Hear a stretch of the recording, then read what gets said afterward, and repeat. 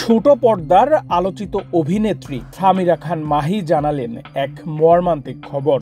তার কাজিন আবু শাহেদ রাসেল সড়ক দুর্ঘটনায় প্রাণ হারিয়েছেন। এমনটি প্রথমে জানালেও পরে এক পোস্টে দাবি করেন ভাইকে মেরে ফেলা হয়েছে।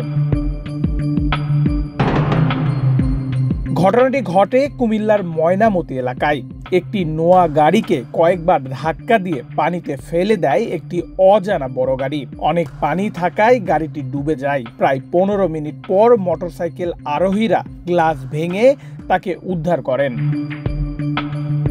কিন্তু উদ্ধারই শেষ নয়, শুরু হয় অবহেলার আরেক দফা। প্রথমে হাসপাতালে রাসেলকে ভর্তি নেয়নি। কে এলো, বিল কে দেবে, এসব ভাবতে ভাবতেই জীবন ফুরিয়ে যায়। সরকারি হাসপাতালে নেওয়ার পরও মেলে না জরুরি চিকিৎসা।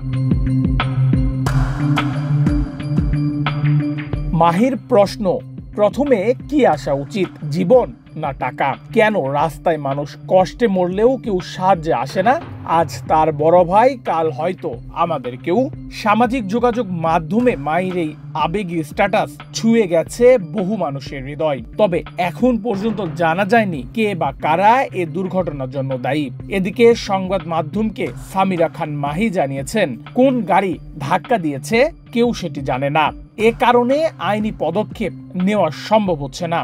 রোববার রাত 9:30টার দিকে দাফন হয়েছে মরদেহের। তবে মরদেহের কোনো পোস্টমর্টেম করা হয়নি। পরিবার কোনো কাটাছেঁড়া চায়নি বলে এ সিদ্ধান্ত নেওয়া হয়েছে।